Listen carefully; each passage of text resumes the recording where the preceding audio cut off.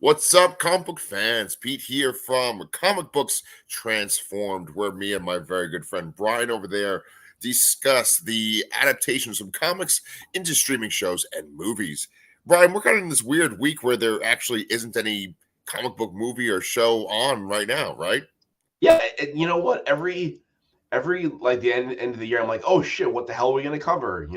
For the beginning of the year. But we always find something. I think last year we got kind of saved by The Last of Us, even though that's a little bit out of our general wheelhouse. It's a little bit of a stretch. There are comics, but they weren't the original form there.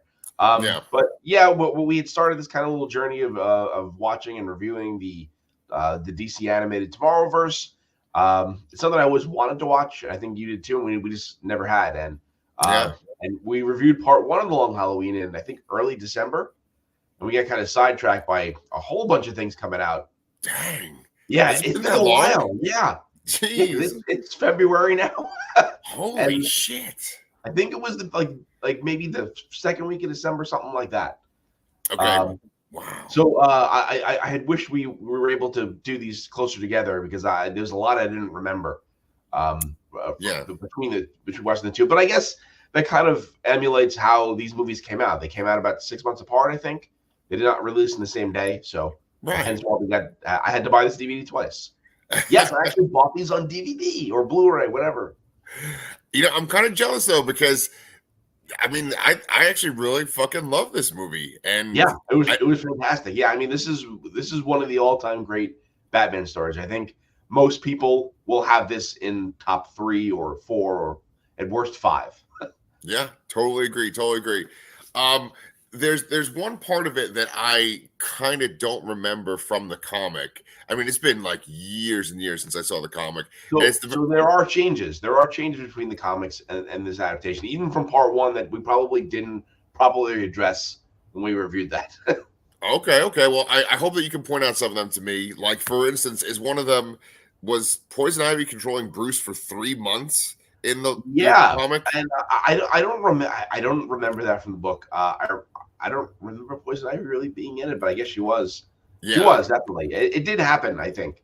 Yeah. But yeah, like it's such a weird thing to start on. It's like, well, how the hell did this happen? Yeah. And it's weird. Like, go ahead. I'm sorry, I'm cutting you off today. It's just there's that scene where she just like sucks him into the bush on the wall, and I'm like, did they stay there for 3 months? She sucks him into the bush. No, like, yeah, it's weird, right? Because there's this fantasy. It's almost like the Matrix or something, where it's like this other reality, and it's like Bruce with Poison Ivy, and she doesn't really look like Poison Ivy. And it's also Katie Sackhoff is the voice of Poison Ivy. I didn't realize that. I think she did a fantastic job. She didn't have many lines, but I think she sounded great. It took me a few seconds to realize it was her, but I think it was really good performance for what little it was. Yeah. And I mean, I don't mean to be nitpicky and stuff, but it's like, she never discovered that Bruce was Batman like in 3 months. I mean, okay, yeah. Let's go over that there. So, there's also a scene where Harvey and Commissioner Gordon are standing with the bat signal, like, where the fuck's Batman? And like nobody realizes that Bruce Wayne's like suddenly giving his stuff away to Carmine Falcone, and Batman hasn't been around. Like no one puts that together. Yeah, I know. Stuff like that, it always kind of bothers me in comics. It's the worst one is like when Superman dies, and then they say that Clark Kent died in the rubble or whatever. Then Superman comes back, and then Clark Kent comes back, and they both have long hair. It's like, okay, come on. Yeah, they both suddenly have a mullet. Yeah. That's embarrassing. This is a question I have for you too. This is maybe a bit of a tangent here, but that scene with Poison Ivy and Bruce Wayne, like it took me a minute to realize it was Bruce. I feel like obviously Batman has a look, like it's a costume, the ears, like this, but there's not many facial features really seen, just other than like the strong jaw, sort of. Sure. I feel like Bruce Wayne doesn't really have a distinguished look. Mm-hmm. I feel like he can look very different depending on who's drawing him compared to like other heroes. Like it's very ambiguous, like what Bruce Wayne is actually supposed to look like, I think. Yes, I agree with you there. I think like Peter Parker, for instance, is sort of more distinct looking. Clark Kent is very distinct looking, right? Yeah, But as far as Bruce goes, you're right. There are variations, but I do think that I mean he's always got the blue eyes and the black hair. His hair is often styled in different ways, but I feel like Bruce, his eyes, like if you look at the I'm trying to think of the cartoon that I've seen. Like, I mean, in this cartoon, honestly, and then also like in the comics by like Scott Snyder and stuff, his eyes always look like a little intense and scary, you know, that's true. That's true. versus Clark's, you know. Yeah. And you know, there is a you remember how on like the animated series it kind of shifted the animation style at one point, like it looked one way and then all of a sudden it started looking a different Yeah. way.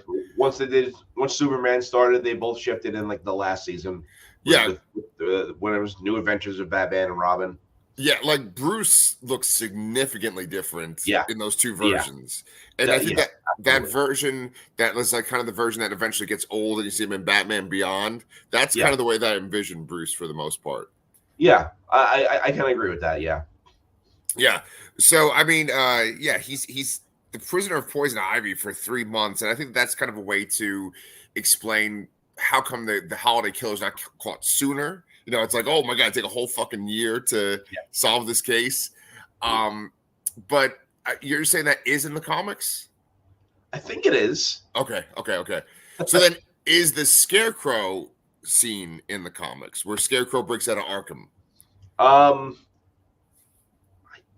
don't remember actually. Yeah, Scarecrow is in it. Yes, I believe that is in it in some capacity. Okay, so you know, and also one other thing too is I actually wrote up a review and I posted it on Amazon because I actually had to pay for this. For some reason, it's not on fucking Max. And then I posted it on Letterboxd too. So if you guys ever want to like see written reviews of mine that are like edited and make sense, you can check me out on Letterboxd. I think I'm Anchor Pete 29 on there. But I was saying how like the Scarecrow's fucking legitimately scary in this. Yeah, it definitely was. That was definitely I enjoy that about this. Yeah. Kind of, they kind of. I would kind of say the same thing about the Nolan Scarecrow as well. Yes. Legitimately making it scary. It wasn't really scary in you know the old animated series.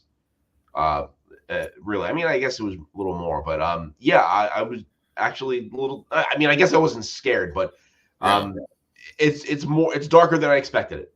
Yeah. Well, I mean, Scarecrow's interesting on the original animated series, right? Because when you first see him, he's got this kind of round head. He's very like thin, and he just kind of looks like a scarecrow that you'd find in a field. Then, before they changed the animation style, they changed the way the Scarecrow looks, where he's got that big like mouth where his teeth are kind of jutting out and stuff, Yeah. right? And he's got these eyes. Then they do a third version of the Scarecrow when the animation changes, and he almost looks like a skeleton, like he looks like a Grim Reaper. Yeah, He's got like a big upper body. Yeah. I think he even has a different voice. I think that Jeffrey Combs is the voice when they make the change. Oh, really? I don't think I knew. I don't think I realized that. I'll look that up. Yeah. Have you ever seen him in that third version? Yeah, of course. Yeah, I know exactly what you're talking about. Yeah, he still has the slimmer lower body, but yeah, it's almost like a triangle, upside down triangle. Yeah. Right. Yeah. So I mean, I just like that sequence in this movie. I thought it was like a horror movie. You know, we revisit the parents getting murdered scene, and it's kind of cool because there's a family walking down the alley, which is very similar to the 1989 Batman, where it's like a family doing the same exact thing. And then, but then Bruce is, you know, under the effects of the fear toxin. Do you think, because Catwoman saves him then, do you think that in this movie, Catwoman kind of is there too often to save people at the last minute? Yeah, she does. She does pop in unexpectedly rather often. At the last second, she saves Harvey. She saves Bruce. Yeah, and they kind of don't really. I don't remember if they kind of gave you the reason why she's so involved in the first part. I mean, obviously here we know that she's trying to determine if Carmen Falcone is her father. Yes, but I feel like they don't. I don't think they told you that in the first part. No, not at all. I don't think they do. No. So and you're kind of wondering like, wow, I mean, she's better than Batman in this movie in terms of fighting ability, really here, and success rate. Yes, yes. It's too much. There's too many times where like someone's got a gun to someone's head, and right when they are about to pull the trigger, she like leaps up and gets someone. It Yeah. happens like 4 times in this movie. Yeah. Um, what's your favorite version of Catwoman in any adaptation? Oh man, I mean this one's probably up there, honestly. Yeah, she's pretty great. I like Catwoman as a hero. Honestly, like kind of more like or I don't want to say anti-hero, but um, I prefer when she's a little more on the side of good, honestly. Really? So, yeah. Okay, so then like the Michelle Pfeiffer Catwoman is not your bag as much as like this Catwoman. Yeah, I would say that, yes. Yeah. In that one we actually kind of differ because I kind of like it when Catwoman's more bad and it's like a problem for Batman that he likes her. When she's just basically like another one of the family, just basically saving people and stuff. I don't like that. I like it when it's more like it's a problem for him to like her. Yes, I do like that aspect a lot. I think that still kind of applies here, but yeah, I don't like a crazy Catwoman, I guess. No. I mean, that's kind of like Michelle Pfeiffer. That's kind of what I envision Michelle Pfeiffer's version to be like. Yeah, you're right. You're right. I definitely like that kind of question. I mean, I still think that Catwoman is the best match for Batman. Like a relationship sense. Yeah, and that duality of her being a criminal and him kind of being tested in that, I do enjoy. Yeah, really good points. You bring up this point about her being crazy in Batman Returns, which is kind of true. Like she does lose her mind because she's pushed out of a fucking window and falls on the ground and is bit by a bunch of cats. Right? It's so fucking weird. Even like as like a 10-year-old kid, I was like, this is weird. But I was gonna say that is in stark contrast to sort of the regular Catwoman origin that we know, which is that like she was raised on the streets, she's an orphan, like the street life is horrible for her. And then usually she finds out that she's, spoilers, Carmine Falcone's daughter, illegitimate daughter. And I mean that's a big deal in the Batman movie, the one with Robert Pattinson and Zoe Kravitz. Yeah, I think as we said, this is the story that every Batman movie pulls from. Yeah, right. So, do you like this version of Catwoman or the Batman version of Catwoman better? Ooh, maybe the Batman, because I think she's that line between villain and hero is a little more blurred there. I think that's a little more in line. Like I like when Batman and Catwoman team up. I like when they kind of have that partnership sort of, and then Batman has that, like you said, Batman has that question of like, can I do this? I think it works a little better there, but I do like this version as well. Yeah. I like the Anne Hathaway version a lot too, to be perfectly honest. Shit, yeah. I think that in this version, she is the most cat-like. Like they literally draw her kind of having like cat expressions and stuff at some point. I remember seeing it at one point. I was like, "Whoa, her face looks like a cat when she does this one thing." And what's the actress's name that played her in this? I'm sorry, Naya Rivera. Naya Rivera. It's a real shame that she passed away because I think she's really great in this. She's got that kind of that thing down where it's like, she's come from this horrible life and she's kind of an innocent person who's been thrust in this horrible life, and so you feel bad for her. And she really nails that. I think like the Zoe Kravitz version, she's like the least cat-like out of all the Catwomen, right? I mean, she's got the Falcone vengeance thing down, like boom, she's got that. The wanting to get answers from Falcone, but she's like the least cat-like out of all of them. I think she's pretty damn sexy, but yeah. I agree with that. I think that's probably because that movie's trying to take a more realistic approach. Yeah. And she's not like giving herself a bath. Like, yeah. She's not drinking milk constantly. And yeah, exactly. And I also don't think, I mean, in a sequel, potentially, I think she may end up being more Catwoman like with the costume. It possibly. Yeah, yeah. When is that supposed to come out, by the way?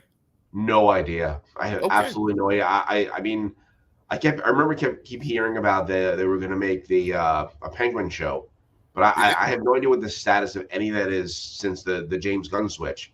I mean, we know that there will be another one, but I have all we've heard about really is uh, the new Superman, I guess, and Creature Commandos. So Yeah, and we saw the casting for Supergirl, Woman of Tomorrow. oh yes, that's right. Yeah. But anyway, that Penguin show I think is like coming out in like fucking the summer, the latest, I think. Okay, They're well, that's already like certainly filming review. and shit. Yeah, yeah. Okay, so let's see. Back to this though. So, in the Batman, I think that Robert Pattinson does a great job. In this movie, in part one, we had a criticism of Jensen Ackles where we felt like he didn't transition between the Bruce voice and the Batman voice. I think in this, he does that. Yeah, yes, he does. He does do it. I still think it's maybe not enough. Um, I guess I'm spoiled by the animated series. Oh yeah, yeah. I always loved how kind of bright and happy Kevin Conroy's Bruce sounded, and how dark and brooding his Batman sound. I like the difference there. I think it helped. It aided the hiding Bruce Wayne as Batman. Absolutely. And I think when the lines blur it's just like how the fuck can you not figure this out? Yeah. I understand. Yeah.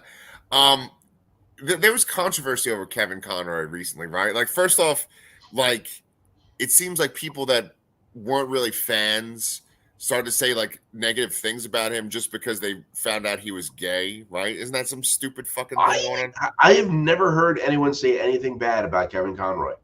I saw someone fucking tweeted that he was a groomer, and I'm like, fuck you. Oh wow. Yeah, and I think it's just basically because Grayson. Oh my Jesus.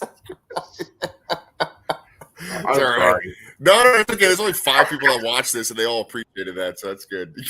You really did. Jesus. No, that's I've actually never heard anyone say anything like that about him. The only controversy I've heard lately is a lot of people are not happy about the Suicide Squad Kill the Justice League game. That was the other thing. Which it was thought to be Kevin Conroy's last performance, and I didn't even realize what the fuck I was watching, but I had What Happens to Batman spoiled in that, and people were not happy about that.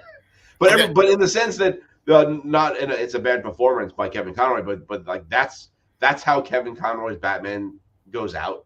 Like that's the last thing you see. But apparently it's not. He is going to appear in some capacity in one of these Tomorrowverse parts of Infinite Crisis, apparently. Okay, that's good. That's really good, actually. Yeah, that's something to look forward to. Dude, you can totally spoil for me, and then anyone who doesn't want to be spoiled, like jump ahead 5 minutes. 18:24 now. Jump ahead to 23 minutes. Can you tell me what happens to Batman in the game? Yeah. So I mean, the name of the game is Suicide Squad Kills the Justice League, and apparently that really happens. So I basically saw the scene where Harley kills Batman, and essentially it's just him defeated, sitting on a bench, and Harley kind of gives a little speech and just shoots him in the head. Wow. Okay, so, I gotta look that up on YouTube. Yeah, you can definitely find it in 5 seconds. And I heard it's actually pretty cool in that game that before you face Batman in the game, you just see him in the background like watching you, which sounds awesome. Shit yeah. Isn't that game in the continuity of the Arkham games? It is, yes. So that fucking hero Batman from the Arkham games just gets shot by Harley Quinn after she gives him a speech. Wow. Well, I mean, there must be some boss battle before that because he's all like beat up and shit. So I didn't see that part, but all I saw was just like they find him, he's on a bench, he's all bruised and beaten up. Yeah. And, he clearly can't fight back anymore. And then, Harley says something about like, "Oh, you never expected it to be me, huh?" And then kind of just that's it. So I mean, that's kind of bold to like make it like the Suicide Squad kills the Justice League too. You know, it's Yeah, like I mean, yeah, they are taken over and are evil in some capacity. It's not just like they're the good guys, and like I don't think they would be able to sell it where it's like, you're literally just the bad guys and you are killing the heroes. Like yeah. they narratively, it's in a way that's like, yes, this is bad, but it has to be done because something irreversible has made them evil.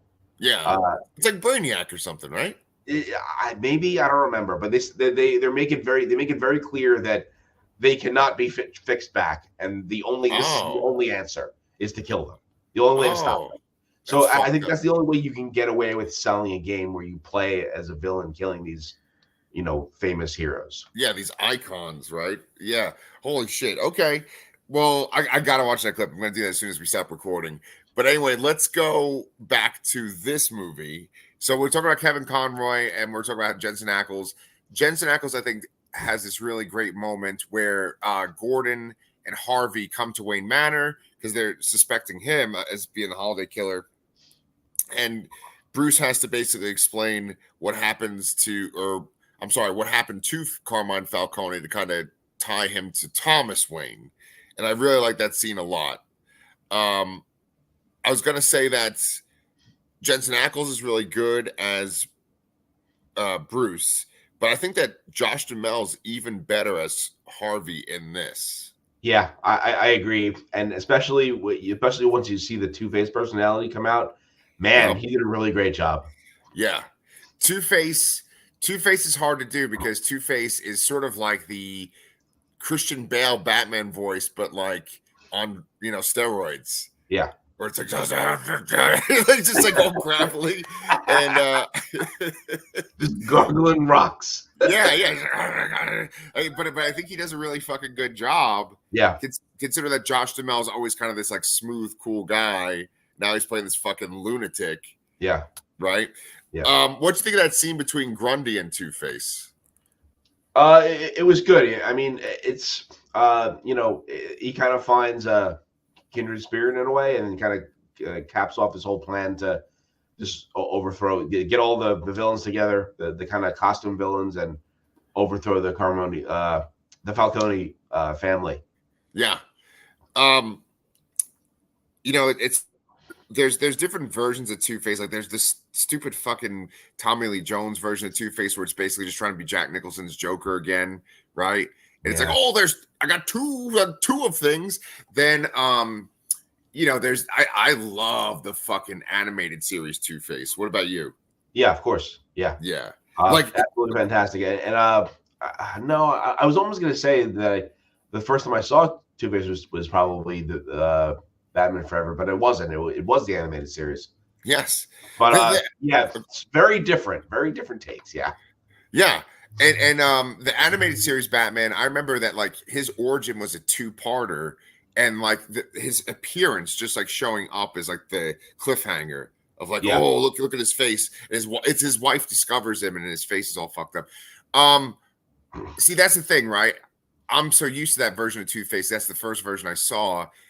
They played up that Harvey and Bruce were friends for like a long time before he became Two-Face. I always like that aspect. What about you? I agree. I think it gives a lot more depth to the change in the relationship and the kind of like, the rhetorical question at the end, like did the good guys win, and was it worth it, sort of thing. And that's something that the animated series couldn't do as well because they had to fit it into a short 20-minute episodes. Right. Yeah, I mean, like, I already had a little banner saying like the similarities between the Dark Knight or similarities between the Batman and this, but like the Dark Knight has a lot of this. I mean, this part in particular is like very similar to the Dark Knight. Yes. Yeah. I mean, even the way that Harvey becomes Two-Face, I think I actually like better in this than the Dark Knight. And I really like the way he becomes Two-Face in the Dark Knight too. Yeah. God, how did he become? What was it? It was Joe. Oh yeah. He was. They had. Oh wait, who did they have tied up? They had two people tied up in different places, right? So his girlfriend was It was Rachel. that's Right, and Rachel, and then so Rachel's in one location, Harvey's in another the location in the other. Dark Knight, and Joker says both their locations, but Joker flips it for Yeah, Batman, and so Batman thinks he's going to get Rachel, but he's actually going to get Harvey, and Rachel just gets blown up. Harvey's able to knock himself over, but he gets gasoline on the side of his face, yeah, and that's then right. there's the explosion, and they save him from the explosion, but then the fire gets his face. Yeah, I actually like it better in this here where it's not Joker doing it. Oh yeah, of course, ditto. Yeah, where it's caused by what he's trying to take down. I like that a lot better. Yes. Well, so there's something in this that I really like, and I don't think I go into my review saying this too much, but I like Harvey when like Two-Face is actually like a personality inside of him, kind of like the Hulk and Banner, where it's like it's another person in him and it starts to like talk to him and shit. And they do that in here, and they have a couple of great shots where like you see Harvey's eye and it has one kind of emotion, and then you see Two-Face's eye and it's just this big fucking wide eye with a little tiny pupil. And Yeah. I love that. And the implication here is that Two-Face is a personality that's actually taken over Harvey prior to this and done things too. Yeah, yes. So the entire movie you see the origin of Two-Face. You know, it's kind of the contrast between his desire to, clean up Gotham, but also kind of turning a blind eye, cutting some corners to try to get it done. And then how that grows and festers within him to be eventually come to a head in this court scene, really, where Maroni's just like gaslighting him. Really, it's insane. And then Two-Face is just like coming out, and it's really great scene. Probably my favorite in the movie, honestly. Yes, yeah, because like this guy, it's set up really well too, because you have this sequence where this guy's meet with his father, Maroni's meet with his father, and they're able to establish really quickly in that scene that like this guy loves his father very much. His father is murdered by Holiday. It's pretty brutal. And then he also has this secret thing going on with Carmine Falcone's gigantic daughter, right? So as an audience member, you legitimately think that he is going to turn in Falcone. Yeah. But then he twists it and he's like, oh, he's the best guy I know. He's a saint. And it's like, you feel for Harvey because he's totally been set up. Yep. then he like they even set up the acid bottle because he's kind of like, oh, you got some indigestion or something? I got this medicine right here, And oh man. And then he fucking throws it in his face and he's like, that goes through concrete. Remember that? Yeah. It's fucking great. So, but what about that sequence with Harvey and Grundy? Didn't we talk about it? I mean, oh, okay. I guess not in depth. I'm sorry. You talking about when in the sewer? In the sewer? Yeah, that's what I was talking about before. I thought you were maybe referring to when they do the attack. Is it Maroni? No, whoever they attack in the police van. I think it is Maroni. It is Maroni, yeah. Yeah. And confused sometimes. Because so that's an interesting sequence too, because he gets Maroni out of the van, and then I think he's got his gun to him, and he's got like Holiday's gun too. It's got like a pacifier on it. It's got that weird handle. But then Holiday is the one that shoots Maroni. Yes. Yeah. So we should talk about the whole Holiday, Maroni, Falcone kind of thing too. In this movie, I was going to say to you, don't you kind of feel like this movie is really Carmine Falcone's movie? Yeah, I mean, he almost seems more of a central character than Batman. Thank you. I was wanting you to say that. Yeah. Well, why? Because it's all about him and his choices and his grip on Gotham and how far back it goes, and with the ties to the Waynes and all that. And then ultimately, yeah, it's about getting revenge for the choices Carmine Falcone has made. I mean, they added something here to the ending that was not in the comic, which I don't know how we really want to get into that now, but yeah, it's about him and his actions and dealing with him. So and he gets a lot more dialogue than I expected. Right. And the guy that plays Bosch, what's his name? Like the guy's Falcone in this. Titus Welliver. Oh, you're awesome, Titus Welliver. Yeah, I remember. It kind of sounds like a Roman emperor or something. Yeah, he's really fucking good in this too. Yeah, fantastic. Yeah, he has this great pun at one point where he's like, "The machine of justice that was coming after us has got a dent in it." He says something like that. Yeah. I fucking love that. Oh, that was great. Yeah.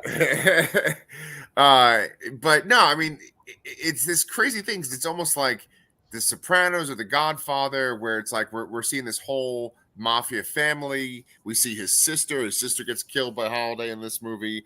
His son's already dead because of Holiday in the last movie. Oh, yes, that's right. Carla Vita gets killed. Yes. In the elevator. Yeah. And when he's all victorious, she shows up dead.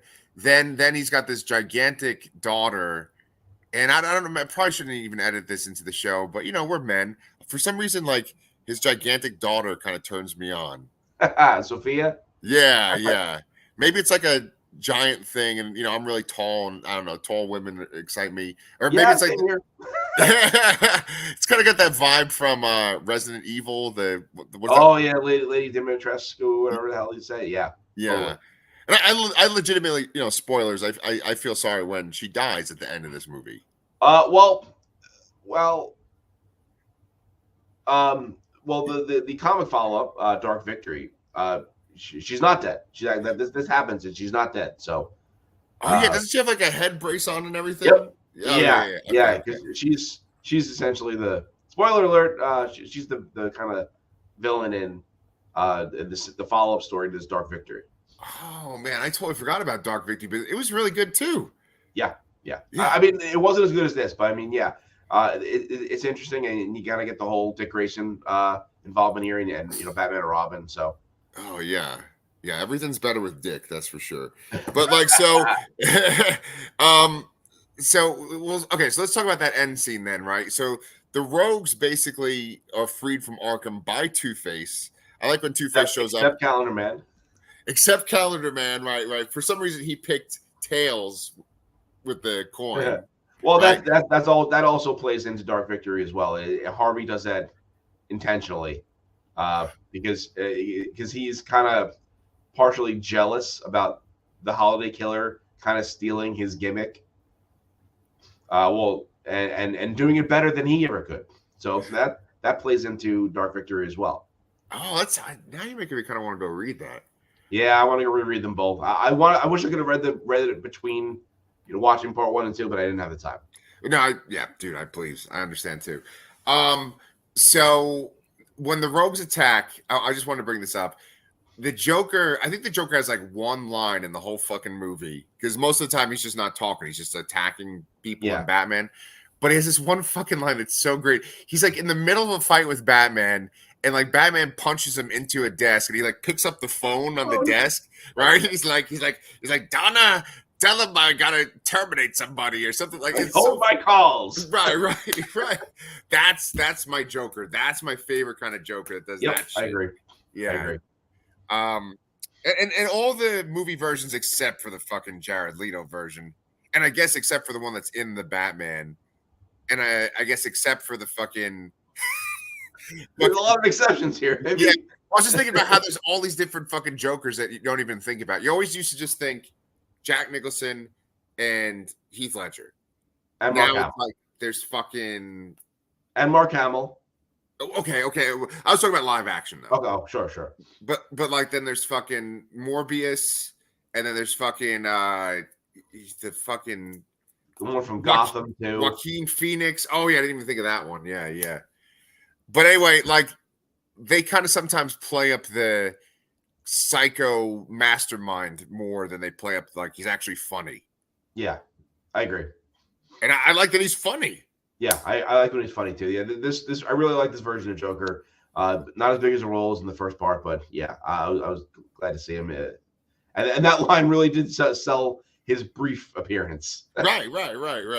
And so Catwoman and Batman are able to stop the rogues, and then of course not in time though to save Falcone, who then Two-Face kills Falcone. Yes, and this is believed. Well, so in the comics, it's believed that this was the first and only time that Harvey kills someone. So this was always an ambiguous thing to me and confusing. I had to look this up the second I read the comic. I'm like, who actually was the holiday killer? What the fuck actually happened here? So Yes. the way I reconciled it in the comic was that there are technically three. So it's Alberto, it's Gilda are the main, and then Harvey sort of on a technicality when he kills Carmine on a holiday, which I don't remember what holiday this is. Is it Halloween? Yeah, it is Halloween. It's how because it's full circle. Yeah, full circle. Yeah. So that's why he's technically part of it. But otherwise, it's Alberto and Gilda, who have different reasons for wanting to hurt Carmine Falcone and all these mob characters. Okay, but in the comic, are Alberto and Gilda working together, or is it just like a copycat thing? It's this is kind of weird. It's just kind of a coincidence, I guess. And it's weird. It's like they weren't working together. They were doing the same thing, and they just happened to not do anything on the same holiday. It just happened to work out like that. Wow. Okay. So in the movie here, at the end of the movie here, we see Batman finally figures it out and confronts Gilda about it as she's burning all this evidence in the furnace in her basement. Yes. It's here they reveal that she was once in a relationship with Alberto Falcone. Carmen didn't approve, and she was pregnant, so she had them break up, and she had made her have an abortion. Apparently, yes, and which it sounds horrible. Not from the comic. That relationship aspect was not from the comic. Gilda's involvement was purely to just get Harvey back, just to make these things go faster, so Harvey had less things to work on, and so they can have their life. Okay. So, and that's also a part of her motive here too, because she says she does actually love Harvey. I really like that touch when she says that. Absolutely. But go ahead. The last thing I was going to say is in the comic, Alberto's death was faked, and here he doesn't show up here. I don't remember if he shows up again in this, or maybe I know he's in Dark Victory, but I don't know if he's actually dead or not. I have no idea if he's dead or not in this. Yeah, I think they're playing off like he's legitimately dead. And I think that the motivation for her to kill him would be that maybe he was even complicit in that abortion. Right? Maybe. Yeah. Maybe that could be it, yeah. So let me ask you this. As someone that's read the comic and the example you were just telling me, or like her motivation in the comic, and then this, is there a version that you like better? Well, I mean, the original is going to take the cake here. I think I really do like the adaptation here. It's pretty faithful. I don't mind the changes and all that. But you really just have to give it to the original, and just kind of the mystery of and the tone it kind of has. Yeah. How important it is to the Batman character, and then the character change that kind of that he has in the 80s with Frank Miller's stuff. Yeah. Or maybe Neil Adams stuff. Maybe that's more appropriate. Well, I don't mean like in general. Do you like the comic better than this? I mean this part, Gilda's part. Oh, Gilda's part. Yeah, no, I believe in her motive. I understand it. I like the twist of it. So yeah, I'm okay with it. Yeah, it's funny, right? Because it's kind of like the inverse of not Final Crisis. What the fuck is the Identity Crisis? Do you remember that one where it's like there's a murder? Well, actually, it's not the inverse. That's stupid of me to say. Like spoilers for Identity Crisis, which is like a comic book event from like at least 20 years ago.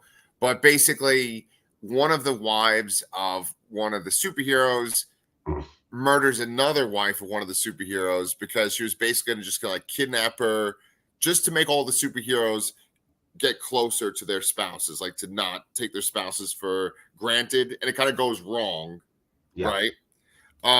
In the comic book version, you're making it kind of sound like Gilda wants to get rid of the whole Falcone problem so that Harvey can be with her and not be like obsessed with it. Yeah. You know, Yes. I think I might like this motivation better, to where she had a connection to Alberto and then there's this horrible abortion. It kind of reminds me more of like a Mario Puzo type mafia saga where like they do something horrible to like an innocent woman and then she gets her revenge on them. Yeah. Yes. It's just weird to me because I mean, I guess there's the one scene where you I guess I don't remember what holiday it was, but they're Commissioner Gordon and Harvey are standing there, and then Falcone comes walking by, like on the boardwalk or whatever, and then Yeah. she's in, and he specifically says hello to Gilda and not Harvey. Yeah. And I guess maybe that's where that implication started there, but I don't know. It's weird that they kind of let her be afterwards. You know, like it almost seems like they should have just killed her initially and not allowed her to even have a revenge plot. You know. Yes. That is a very, very good point. Right. Because like they give her this horrible abortion, which like she could use, I think, in court probably or something, but they just like let her keep going. That's a very good point. I mean, I think it also adds to the joint motive, and you know what? Maybe the relationship is added to show that they were working together, because they were not working together in the comic. It was a coincidence, and maybe they added that to show that, you know, they were both taking revenge, and they were, you know, planning it together in some fashion. Yeah. They just simultaneously happen to be becoming themed criminals, like themed murders. Yeah, just simultaneously, coincidentally. That's kind of crazy. Well, I think the implication in the comic version is that one is a copycat of the other. Okay. And then once, so Gilda is the original, then Alberto takes it over, and then Gilda kind of stops. Okay. I actually kind of like that. I like that. I like the idea of him being the copycat of her. I like that. Yeah. Well, okay. So speaking of which, there's two things I want to say about Gilda real quick. She's really great in this. The actress that plays Gilda does a really great job in this. Her role is different in this than the first movie. I mean, obviously, especially at the end.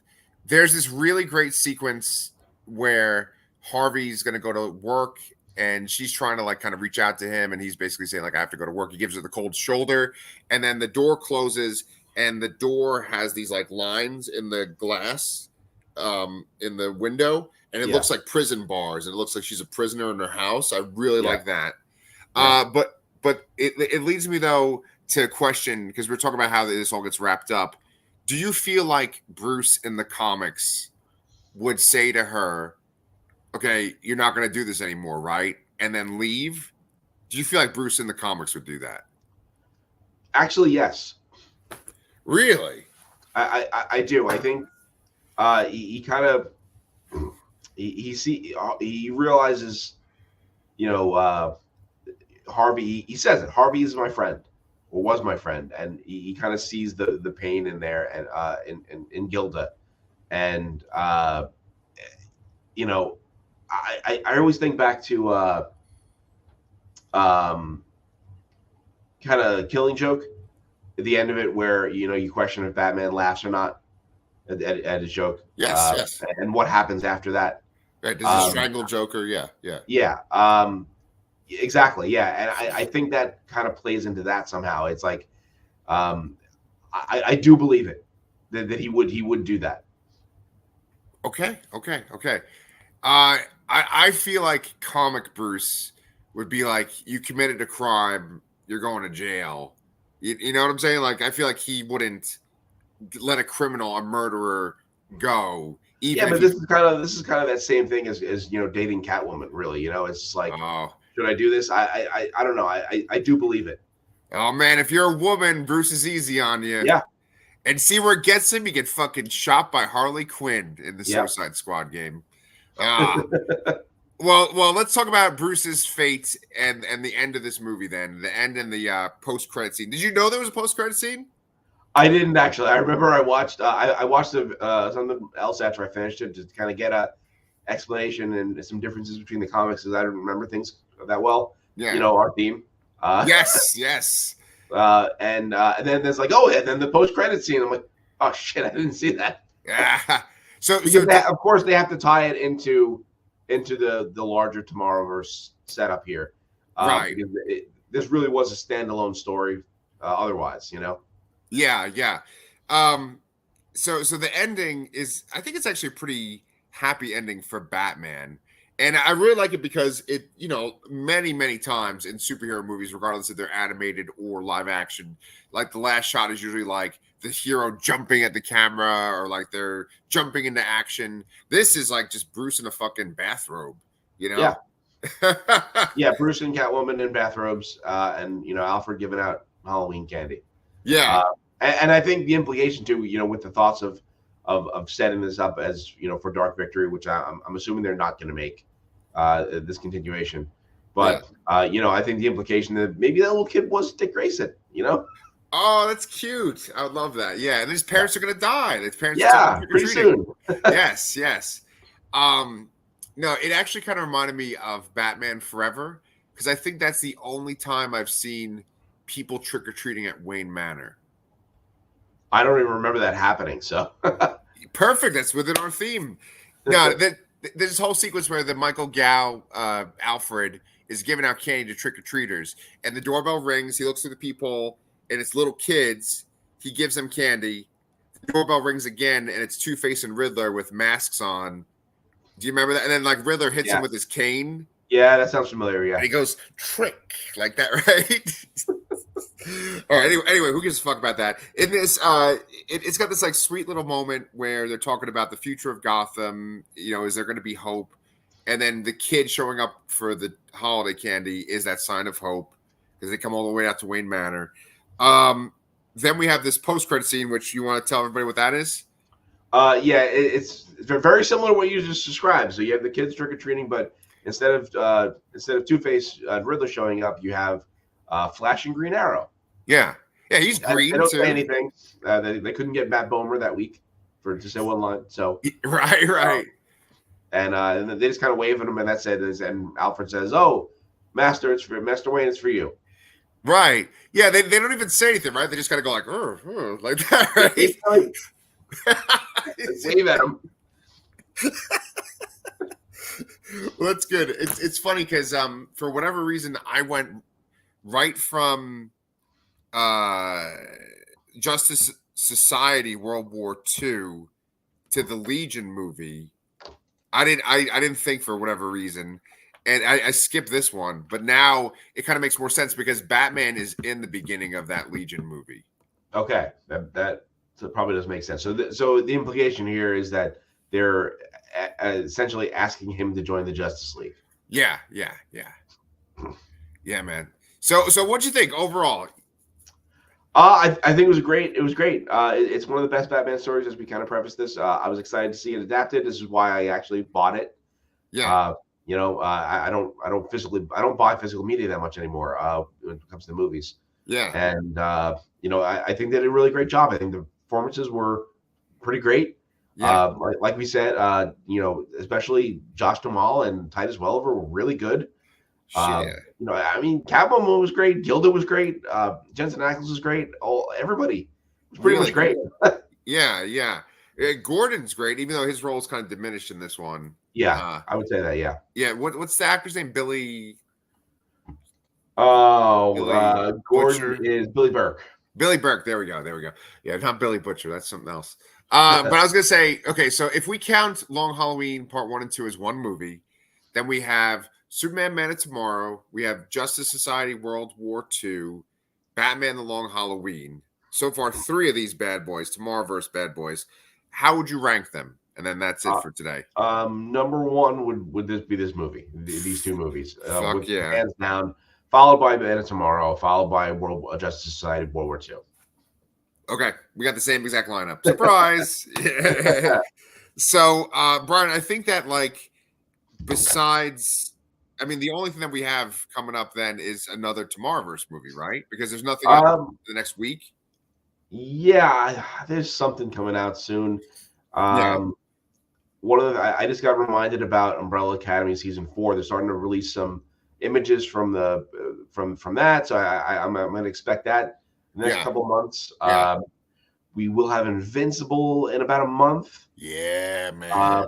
but that's only a couple episodes. It's only like 4 or 5, I think. So that won't take too long. And then we have some movies to watch. Oh, Madam Web. oh. I think that's next week. Your facial reaction was awesome for that. You're like, oh, Madam Web. Did you by any chance see the Red Letter Media thing where they did the Nerd Crew and they were talking about Madam Web? No, I don't think so. Have you ever seen them do the Nerd Crew before? Maybe. Okay. I'll send you the link. I think you'll get a chuckle out of it. I'll watch it. Okay, cool. Also, with this Super Bowl, right? The Super Bowl is what, next Sunday or Next Tuesday? week, yeah. Next week. Okay. So, do you have any idea what trailers we're going to see for that? I'm hoping we get a Deadpool trailer. Yeah, man. I mean, That's what I was there's thinking. so much talk about them being done with filming. Yeah. That makes the most sense because what else is coming out? Right. Okay, I'm excited about that. They wouldn't do Superman, the James Gunn one, right? It's too early, right? There's no way they even started filming that yet. They haven't started filming? I don't think so. Okay. That's fine. All right, so then yeah, just probably Deadpool, but that'll be a big deal. Yeah, I think so. Cool, man. All right, well, this has been a pleasure. It looks like next week we'll be back then for Legion of Superheroes. No. Next is Green Lantern, actually. What the fuck? I just got this order so fucked up. Yeah, right. Green Lantern came out on July 25th, Yeah. 2022, and Legion of Superheroes was February 7th of last year, which is my anniversary. Nice, man. Yes. All right, so Beware My Power. Beware My Power. And I believe there's a short of wait, is it the Adam Strange short or is it the Catman D one? There's a short that goes with this somewhere, but hopefully it's on HBO Max. We can incorporate that too. Nice, man. All right. Well, regardless of what's there, Brian and I will be back for some more Tomorrowverse next week. Let us know what you guys thought of Batman: The Long Halloween Part 2, and we will see you guys real soon.